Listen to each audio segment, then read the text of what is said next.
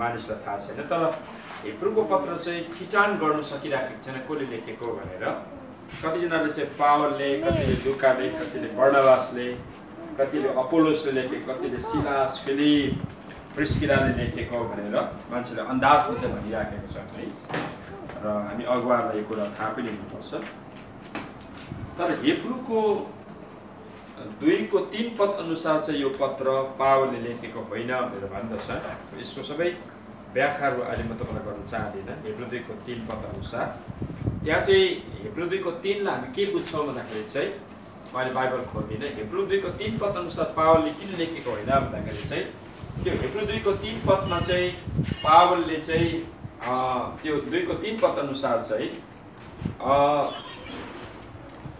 ख्रीष्ट यीशुको सुसमाचार चाहिँ हामीले कहीँबाट सुनेको हौँ र चाहिँ सुनेको बादमा चाहिँ फेरि हाम्रो ख्रीष्ट यीशुको सुसमाचार चाहिँ हामी कहाँ आयो अनि हामीले पनि विश्वास गरेका हौँ भन्ने तरिकाले भनेका हामी पाउँछौँ। तर पावलले चाहिँ एक्चुअली हिब्रूको पत्र यस कारणले गर्दा लेखेको होइन किनभने पावलले चाहिँ यीशु मसीहसँग उनको सिधा जम्का भेट भएको थियो जब उनी साउल थियो। साउल हुँदाखेरि चाहिँ उसको सिधा जम्का भेट भएको थियो। अनि पावलले चाहिँ यदि पावलले यो पत्र लेखेको हो भने चाहिँ पावलले यसरी लेख्नु पर्थ्यो कि मलाई चाहिँ ख्रीष्ट यीशुले सिधा सिधी म जब ख्रीष्ट विरोधी थिएँ र ख्रीष्ट विरोधी हुँदाखेरि चाहिँ मलाई ख्रीष्टले चाहिँ मेरो आँखाहरू बन्द गरिदिनु भयो र म बेहोस भएँ अनि मेरो आँखा खोलिदिनु भयो र मैले चाहिँ ख्रीष्ट यीशुलाई विश्वास गरेको हो भनेर पावलले लेख्नु पर्थ्यो। यसै कारणले गर्दाखेरि यो हिब्रू 2:3 पद अनुसार चाहिँ यो पत्र पावलले लेखेको होइन भनेर चाहिँ बाइबलविदहरूले भन्दछ। ओके, हाइलाइट भन्दैछु तपाईँहरूलाई। यो पत्र 60 देखि लिएर 70 एडीतिर लेखेको हो। अनि त्यति बेला चाहिँ यरुसलेमको मन्दिर चाहिँ त्यति बेला भत्किएको थिएन। यरुसलेमको मन्दिर भत्काउनुभन्दा अगाडि चाहिँ यो हिब्रूको पत्र लेखेको भनेर बाइबलविदहरूले भन्दछ। अनि कुन बेला लेखेको भन्दाखेरि चाहिँ त्यो समय चाहिँ यहुदी इसाईहरूलाई चाहिँ विशेष गरेर त्यति बेलाको रोमी जो यहुदीहरू चाहिँ यीशु मसीहमा आइराखेको थियो त्यति बेला रोमी सैनिकहरूले चाहिँ एकदमै मात्रामा त्यति बेलाको क्रिस्चियनहरूलाई सताउँदै थियो।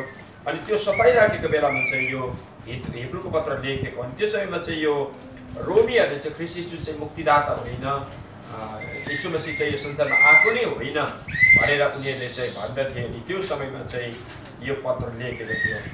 र यो पत्र पुरानो नियममा भएको महान व्यक्तिहरू जस्तै अगमवक्ताहरू, राजाहरूले, ठुला मानिसहरूको जीवनमा परमेश्वरले कसरी ठुलो काम गर्नुभयो भन्नेलाई वर्णन गर्दै गर्दै चाहिँ हिब्रू पत्र लेखेका हामी पाउँदछौँ।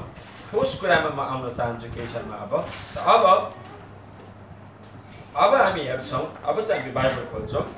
हिब्रूको 5:11 पद अनुसार अब चाहिँ अलिकति हामी काम गरौँ। यो पत्र खास किन लेखेको थियो भन्दाखेरि चाहिँ अलिकति हामीले बाइबलमा खोल्नुपर्ने हुन्छ। हिब्रू 5:11 पद अनुसार चाहिँ यहाँ के लेख्दछ भन्दाखेरि चाहिँ 11ले भन्दछ, यस विषयमा हामीलाई भन्नु त धेरै छ तर बुझाउनु गाह्रो छ किनकि तिमीहरूको सुन्ने शक्ति मन्द भएको छ। त्यति बेलाको क्रिस्चियनहरूको सुन्ने जो शक्ति छ, कान है, सुन्ने जो आत्मिक कान छ अनि शारीरिक कान छ एकदमै मन्द भएको थियो। त्यति बेलाको क्रिस्चियनहरूलाई जतिकै प्रचार गर्दाखेरि पनि, त्यति बेलाको क्रिस्चियनहरूलाई जतिकै प्रभुको वचन भन्दाखेरि पनि त्यति बेलाको क्रिस्चियनहरूको यो आत्मिक आँखा, आत्मिकी कान बन्द थियो। उनीहरूको सुन्ने कान नै बन्द भएको थियो। हुनसक्छ अहिले पनि मण्डलीमा धेरैजनाको सुन्ने कानहरू बन्द हुनसक्छ। त्यति बेलाको इसाईहरूकोमा पनि उनीहरूको सुन्ने कान एकदमै मात्रामा बन्द भएको थियो। अनि त्यति बेलाको मण्डलीलाई चाहिँ लेख्दछ कि यहाँ यसरी भन्दछ, तिनीहरूको कान चाहिँ सुन्ने शक्ति मन्द भएको छ। अङ्ग्रेजीमा ड्युल भन्छ, ड्युल भनेको चाहिँ भुत्ते अथवा बोधो। हाम्रो नेपाली भाषामा बोधो अनि भुत्ते, अङ्ग्रेजी भाषामा चाहिँ ड्युल भन्ने शब्द चलाएको छ। ड्युल भनेको चाहिँ बोधो। त्यति बेलाको मण्डलीको चाहिँ कान बोधो भएको थियो। त्यति बेलाको क्रिस्चियनहरूको कान चाहिँ एकदम बोधो भएको थियो। उनीहरूको आत्मिकी कान पनि, उनीहरूको सुन्ने कान पनि बोधो भएको थियो। अनि बोधो मान्छेले केही पनि गर्न सक्दैन। बोधो हँसिया पनि काम लाग्दैन, बोधो खुकुरी पनि काम लाग्दैन, बोधो बम्फो पनि काम लाग्दैन। बोधो भनेको केहीमा काम नराख्ने कुरा हो। र आज पनि मण्डलीमा धेरैजना मानिसहरूको कान के हुन्छ, बोधो हुन्छ, केही पनि बुझ्दैन। कति प्रचार गर्दाखेरि पनि कति सिकाउँदाखेरि पनि बुझ्दैन। र बोधो कान भएको मानिसहरूको लागि त्यति बेला हिब्रूको 5:11 पदमा भन्दछ बोधो एकदमै तिनीहरूको विश्वासीको कान चाहिँ बोधो भएको थियो। नम्बर 2 मा तिनीहरू सुस्त हुन लागेका थिए। 6:12 पदमा हामी हेर्छौँ यस उद्देश्यले कि तिमीहरू सुस्त हुने छैनौ तर तिमीहरूको अनुकरण गर्नेछौ जुन विश्वास र धैर्यद्वारा प्रतिज्ञाको हकदार हुन्छन्। त्यति बेलाको विश्वासीहरूको कान बोधो भएको थियो। अर्को चाहिँ उनीहरू एकदम सुस्त हुन लागेको थिए। अङ्ग्रेजीमा स्लोथफुल भनेको छ। स्लोथफुल भनेको चाहिँ स्लोथफुल भन्ने चाहिँ एउटा स्लोथ भन्ने चाहिँ एउटा चरा हुन्छ है। त्यो चरा चाहिँ दक्षिण अमेरिकामा पाउँछ। अनि दक्षिण अमेरिका जाँदाखेरि यो चरा पत्ता लगाएँ मैले। यो स्लोथफुल भन्ने चरा चाहिँ रुखको माथि हाँगामा बस्छ अनि एकदम अल्छे हुन्छ यो चरा। यो के अरे यो जनावर चाहिँ एक जग्गादेखि अर्को जग्गा जाँदैन, एकदमै लेजी हुन्छ। एकदमै एउटा हाँगादेखि अर्को हाँगामा जानु सक्दैन। यो स्लोथफुल भन्ने जो स्लोथ भन्ने एउटा चरा छ के अरे एउटा जनावर छ। तपाईँलाई त्यो जनावर देख्दाखेरि नि अल्छी लाग्छ त्यो स्लोथ भन्ने जनावर हेर्दाखेरि। अनि अङ्ग्रेजीले चाहिँ त्यति बेलाको विश्वासीलाई भन्दा चाहिँ विश्वासीहरू तिमीहरू चाहिँ स्लोथफुलहरू हौ, तिमीहरू चाहिँ एकदम अल्छेहरू हौ। कोही हुन्छ नि विश्वासीहरू अनुहार हेर्दा नै अल्छे, केही उत्साह लाग्दैन कोही विश्वासीलाई देख्दाखेरि। इभन कोही अगुवारलाई देख्दाखेरि पनि के अरे जोस चल्दैन, स्लोथफुल। अनि अङ्ग्रेजी बाइबलले स्लोथफुल भनेको छ। अनि स्लोथफुल भने चाहिँ के भने रुखमा बस्ने मन्द चालले हिँड्ने जनावरको नाम हो स्लोथ। मन्द चालले हिँड्ने एकदमै स्लो तरिकाले हिँड्ने विश्वासी हुन्छ। अनि हेब्रूको पत्रले चाहिँ त्यति बेला कतिजना क्रिस्चियनहरू यस्तो पाए मण्डलीमा एकदमै कहिले पनि नबढ्ने है, उत्साहले नबढिने, हेर्दाखेरि जहिले पनि अल्छे, जहिले पनि आबाना चाबाको कोही विश्वासी त्यति बेलाको समय पनि यस्तो विश्वासी थियो। अनि त्यस्तो विश्वासीको लागि पनि हेब्रूको पत्र लेखेको अल्छेहरू तिमीहरूको कान बन्द, तिमीहरूको कान के भएको छ बोधो भएको छ, तिमीहरूको आत्मिक कान बोधो भएको छ। अर्को तिमीहरू एकदमै मात्रामा सुस्त भयो। तिमीहरू सुस्त विश्वासीले सुस्त अगाडि केही पनि जिन्दगीमा बढ्नु सक्दैन। इभन काम तपाईँहरू गर्नुहुन्छ कम्पनीमा सुस्त मान्छेको ठाउँ हुँदैन। सुस्त मान्छेले कामै गर्न सक्दैन, उनीहरूले नोकरी नै गर्न सक्दैन। तर त्यति बेलाको विश्वासीहरू एकदमै मात्रामा कतिजना सुस्त थियो, बोधो थियो एकदमै मात्रामा। अनि स्लोथफुल भनेको छ। अनि 6:12 भन्छ तिमीहरू एकदमै मात्रामा सुस्त भयो। त अब अर्को हिब्रू 12:3 मा हेर्दाखेरि अब हिब्रू 12:3 मा हामी हेर्छौँ। हिब्रू 12:3 यो स्टडी है तपाईँलाई काम लाग्ने। हिब्रू 12:3 पद अनुसार के लेखेको छ भन्दाखेरि चाहिँ 12:3 मा 12:3 ले भन्छ पापीहरूबाट उहाँको विरुद्धमा भएका यतिका विवादहरू सहन हुनेलाई विचार गरेर तिमीहरू शिथिल नहो अनि हरेस नखाओ। त्यति बेलाको विश्वासीहरू एकदम शिथिल हुन्थ्यो। त्यति बेलाको बिलिभरहरू पुरा शिथिल, हरेस खाने। जहिले पनि प्रचार गर्यो अगुवाले है भन्यो भने फेरि हरेस खायो, जहिले पनि सिकायो फेरि शिथिल, एकदमै छिटो शिथिल हुन्थ्यो। एकदम मात्रामा हरेस खान्थ्यो। अनि अहिले हाम्रो मण्डलीहरूतिर हरेस नखाने विश्वास छैन भनेर गर्नु मिल्दैन। अहिले हाम्रो मण्डली परिवारतिर आत्मामा शिथिल छैन भनेर भन्नु मिल्दैन। थाहा पाइहाल्छ मान्छेलाई कतिको शिथिल छ, कतिको जोसिलो छ भन्ने कुरा। हिब्रूको पत्र त्यो आत्मामा शिथिल हुनेको लागि पनि लेखेको हो। तिनीहरूको हिब्रूमा तपाईँले हेर्नु होला 3:14 हिब्रू 3:14 हिब्रू 3:14 मा यसरी भन्दछ यदि हामीले हाम्रो सुरुको भरोसालाई अन्त्यसम्म दृढतासँग थामिराख्यो भने हामी ख्रीष्टको सहभागी भएका छौँ। 14 ले भन्दछ है 3:14। अनि 10:23 मा हामी हेरौँ। 10:23 हामी बसौँ बाबा। 10:23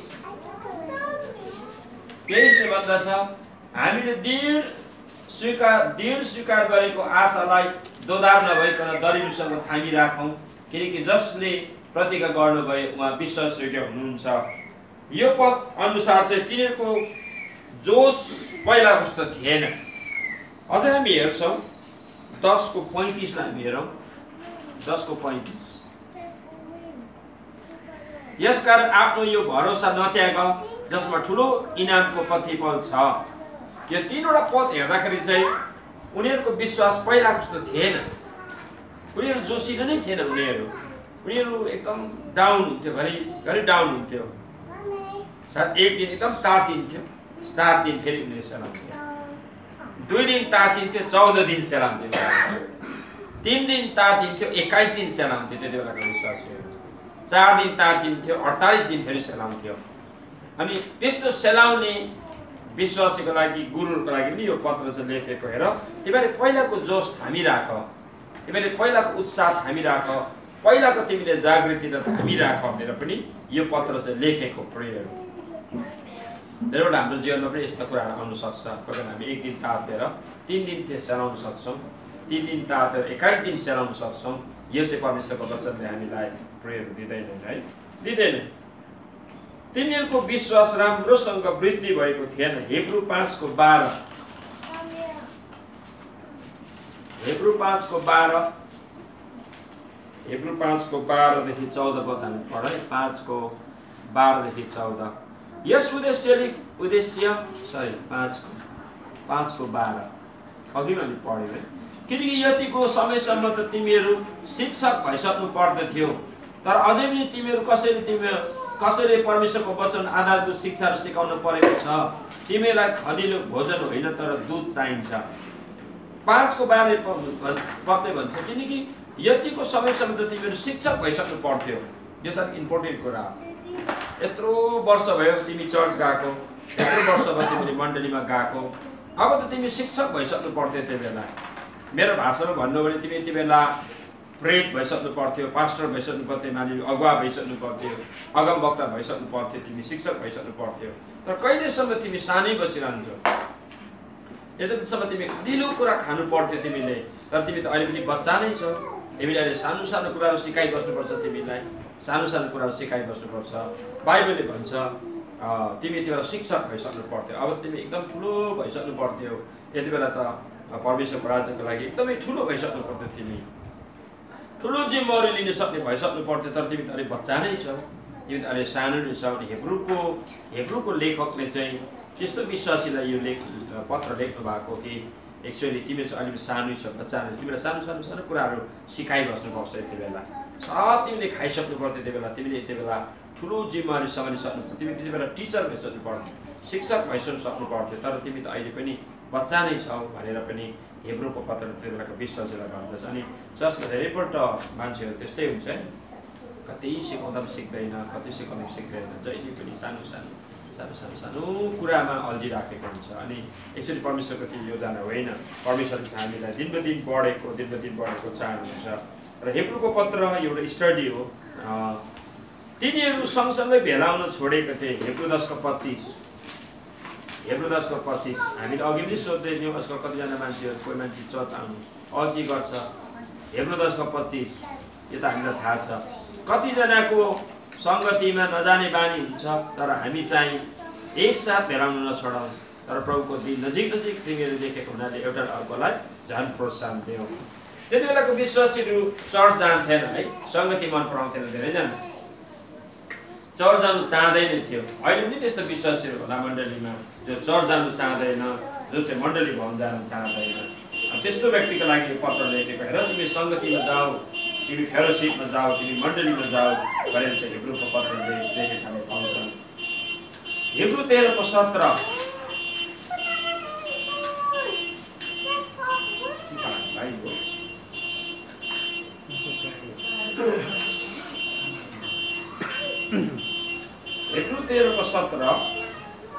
हेब्रू 13:17 भन्छ, तिमीहरूको अगुवाहरूको आज्ञा पालन गरेर तिमीहरूको अधीनमा बस्छ, किनकि लेखा दिनुपर्छ भन्ने कुरा जानेर तिमीहरूले तिमीहरूको प्राणको हेरचाह गर्छन्। यो काम तिमीले आनन्द साथ गरून्, दुःख मानेर होइन, नत्र त त्यसबाट तिमीलाई कुनै लाभ छैन। हेब्रूको पत्र अनुसार यति बेला अगुवाको विरोध गर्ने विश्वासीहरू त्यति बेला थिए। यो एकदम इम्पोर्टेन्ट कुरा है। हेब्रू 13 जब हामी पद हेर्छौँ 13:17 पद, त्यति बेला अगुवाको विरोध गर्ने इसाईहरू थिए।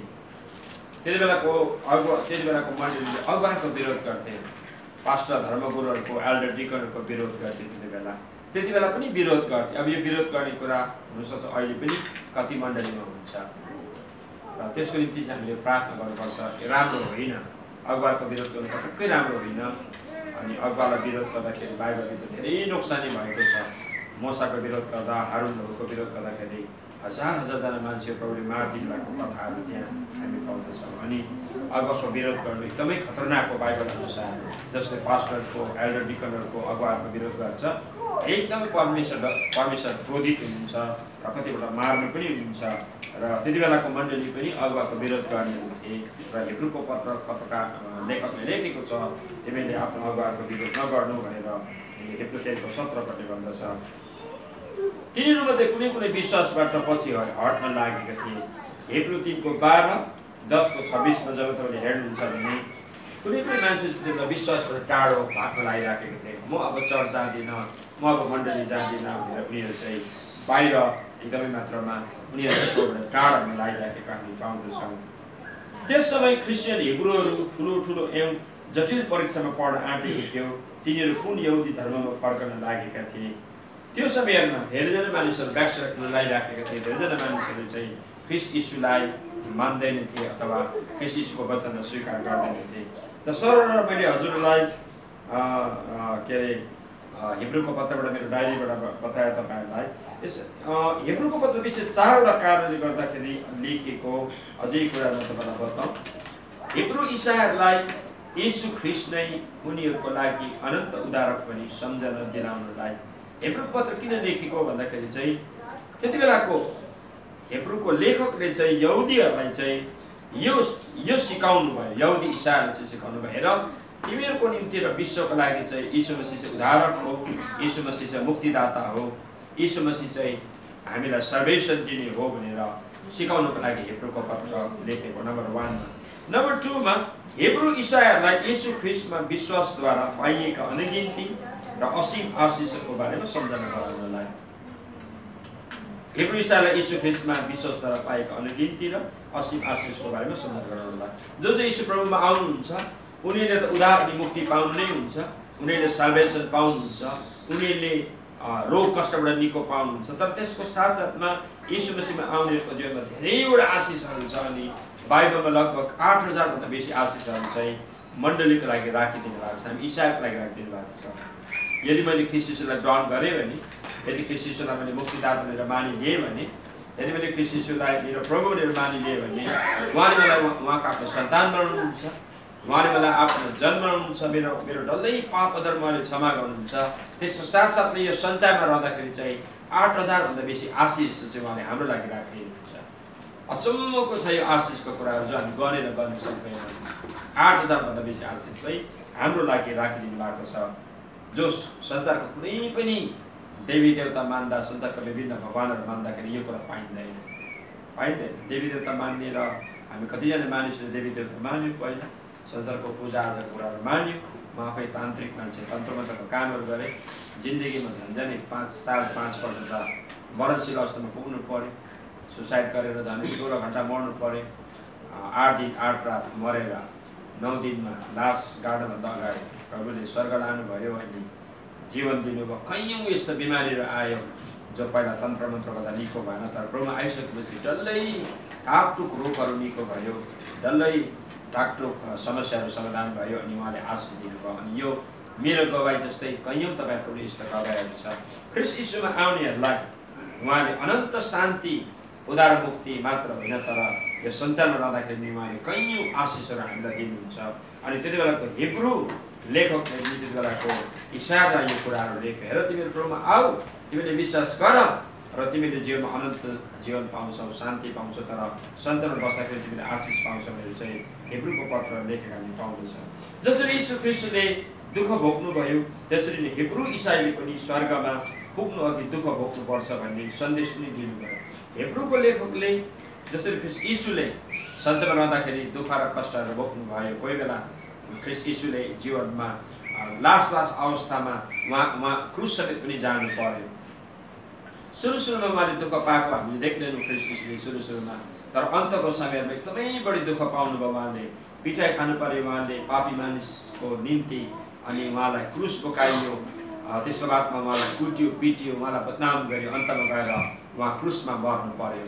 अनि कोही बेला हामीलाई पनि हाम्रो जीवनमा हामीलाई कष्टहरू भोग्नु पर्ने हुन्छ, कोही बेला हामीले दुःख भोग्नुपर्छ, हामी कोही बेला आँसुमा पनि गुज्रिनु पर्ने हुन्छ, कोही बेला हामी समस्यामा पनि जानुपर्ने हुन्छ र ख्रिस्टले जस्तै कोही बेला चाहिँ हामीले दुःख सहनु सक्नुपर्छ भन्ने कुरा पनि हिब्रूको पत्रले चाहिँ त्यो बेलाको मण्डलीले लेख्नु भएको। अनि आज हामीलाई पनि यो कुराहरू उहाँले बताउनुहुन्छ कि हेर संसारमा तिमी बस्दाखेरि सुखै सुख मात्र होइन, तर कोही कोही बेला चाहिँ दुःख पनि छ, आँसु पनि छ जीवनमा, कोही कोही बेला तिमीको जीवनमा क्रन्दन र वेदनाको कुराहरू पनि छ र तिमीले त्यसो भोग्नुपर्छ कोही बेला भनेर पनि सिकाउनको लागि चाहिँ हिब्रूको पत्र लेखेर हामी पाउँदछौँ। यस पत्रको लेखकले हिब्रू इसाईहरूलाई यही कठोर चेतावनी दिनलाई लेखेका छन् कि तिनीहरू ख्रिस्टबाट पछि हट्छन् भने परमेश्वरको भयङ्कर इन्साफ तिमीहरूमाथि निश्चय नै आइराख्नेछ। यो डरलाग्दो हिब्रूले लेख्नु भयो, हेर तिमी प्रभुमा आइसकेपछि जबसम्म तिमी ठिक जिउँदैनौ, जबसम्म तिमी राम्रो तरिकाले जिउँदैनौ, यदि परमेश्वरको वचनअनुसार तिमी जिएनौ भनेदेखिलाई चाहिँ तिम्रो जीवनमा डरलाग्दो दण्ड आउँछ, तिम्रो जिन्दगीमा डरलाग्दो समस्या आउँछ, तिम्रो जीवनमा डरलाग्दो परमेश्वरको भयङ्कर क्रोध पनि आउन सक्छ। त्यसको लागि पनि तिमी तयार हो। यदि हामी प्रभुमा आएर ठिकठाक जिएनौँ भनेदेखिलाई, यदि प्रभुमा आएर हामीले सही जिउँदैन भने हामीमाथि डरलाग्दो दण्ड आउन सक्छ, हामीमाथि डरलाग्दो क्रोध आउन सक्छ, हामीमाथि मृत्यु पनि आउन सक्छ, हामीमाथि डरलाग्दो समस्या आउँछ। यसको लागि पनि तिमीहरू चाहिँ होसियारी रह भनेर पनि हिब्रूको पत्रले चाहिँ हिब्रूको लेखकले चाहिँ त्यति बेलाको मण्डलीलाई चाहिँ लेख्नु भएको हो। अनि कैयौँ यस्तो गवाईहरू छन्। सेब्रुअरीमा लास्ट इयर एकजना ठुलो अब नाम गर्नु गाह्रो पर्छ, पद पनि नबताउँ, त्यो मान्छे अचानक उनको मृत्यु भयो। तिनी ख्रिस्टका मण्डलीका केही प्रमुख व्यक्ति थिए, तिनको अचानक मृत्यु भयो। अनि मृत्युपछि हल्ला फैलियो सिलगढीमा। के हल्ला फैलियो भन्दाखेरि चाहिँ उनको वाइफ राम्रो थिएन, उनको वाइफ वाइफको जीवन ठिक थिएन। अनि वाइफको जीवन ठिक नहुँदाखेरि चाहिँ मेरो वाइफ त राम्रो छैन, व्यभिचार गरिन्छ, म पनि गर्छु भनेर उनको हस्बेन्ड पनि त्यतातिर लागे, वाइफ पनि पाप गर्नतिर लागे। वाइफलाई सम्झाउने प्रयास गरे भएन, हस्बेन्डले पनि म अब केटीलाई देखाउँछु, मेरो बुढीलाई देखाउँछु, म पनि इन्जोय गर्छु भन्नेतिर लागे। अनि फाइनल गरेर परमेश्वरले मारिदिनु भयो। यो सिलगढीमा जस्ट 7-8 महिना अगाडि कुरा मात्र हो। अनि मारिदिनु भयो परमेश्वरले त्यो व्यक्तिलाई। अनि सारा सिलगढीमा हाम्रो एरियामा एउटा भूकम्प भयो कि यो तरिकाले पनि परमेश्वरले मार्नुहुन्छ भनेर। अनि उनको गल्ती थियो, मेरो वाइफले पाप गर्यो, उनको गल्ती थियो, मेरो वाइफले पाप गर्यो भनेदेखिलाई म चाहिँ पाप नगरिकन बस्छु, मेरो वाइफलाई म सम्झाउँछु। यदि उसले पाप गर्दैन, गरौँ, छोड्यो भने राम्रो, छोडेर भने म चाहिँ पाप गर्दिनँ भनेर त्यो केटाले त्यो व्यक्तिले निर्णय लिनुपर्छ। उसले पनि गल्ती गरे कि वाइफले जस्तै म पनि इन्जोय गर्छु भनेर परमेश्वरले हस्बेन्डलाई मार्नुभयो। किन हस्बेन्ड चाहिँ एउटा ठुलो एउटा पदको मान्छे थियो मण्डलीमा। तर अहिले पनि ख्रिस्ट यीशुले हाम्रो परमेश्वरले चाहिँ अहिले पनि अटेरी मानिसहरूलाई, अहिले पनि उहाँको डर भए नमान्ने मान्छेहरूलाई अहिले पनि उहाँले मार्दै हुनुहुन्छ, अनि उहाँले मारेरै छाड्नुहुन्छ।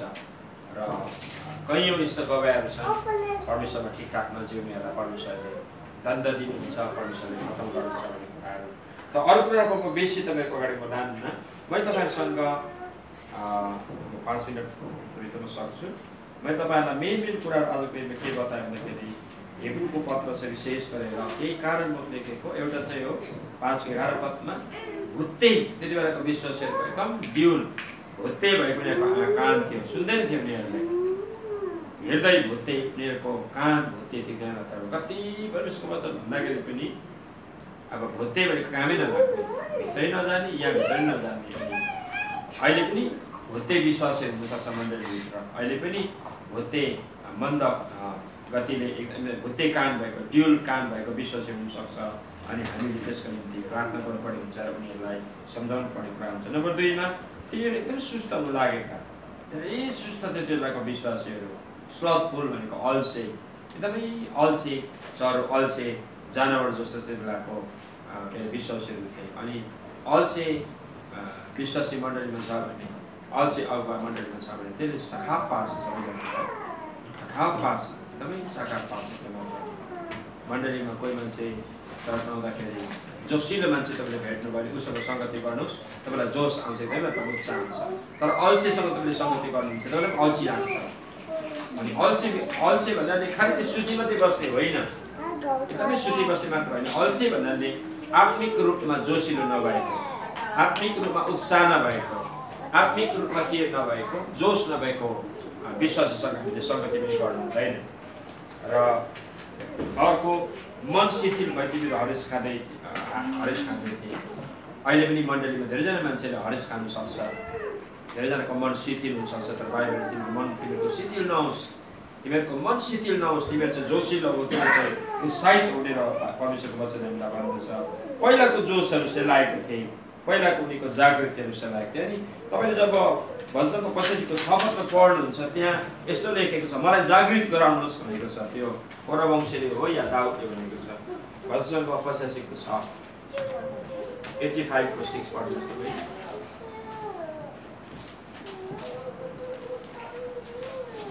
85को 6 त्यहाँ जागृति भन्ने शब्द छ, पहिला चाहिँ पूर्ण जागृत भनेको छ। पढिदिनुहोस् त। हामीलाई पूर्ण जागृत बनाउनुहुन्न, पूर्ण जागृत बनाउनुहुन्न।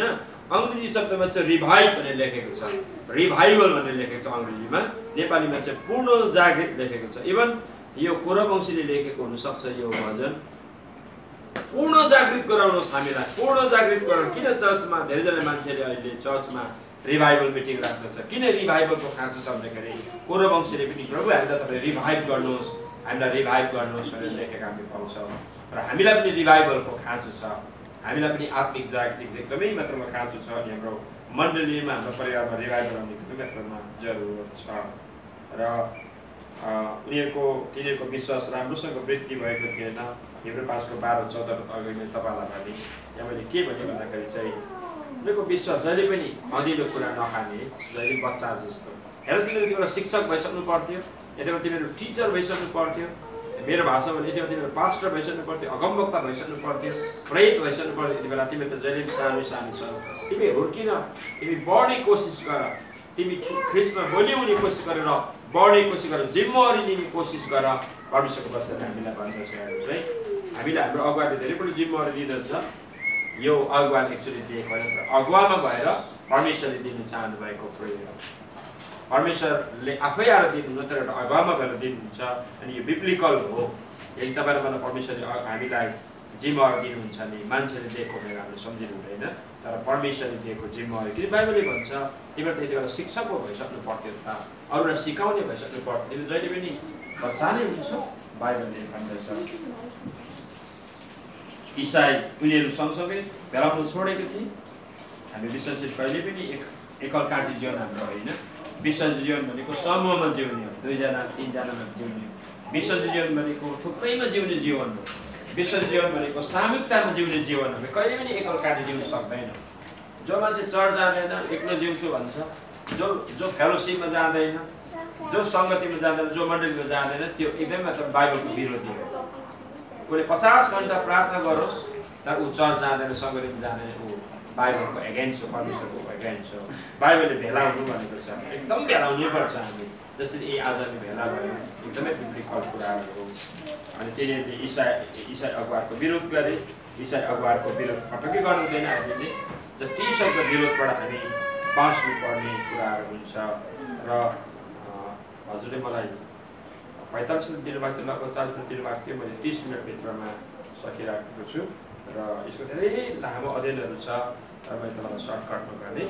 र मैले भनेको डल्लै कुरो बुझ्नु तपाईँलाई गाह्रो पऱ्यो होला। 5% बुझ्नु भयो भने तपाईँलाई धेरै काम गर्छ, हामीलाई धेरै काम गर्छ। र प्रभु तपाईँलाई आशीष दिउन्। सबैको फेरि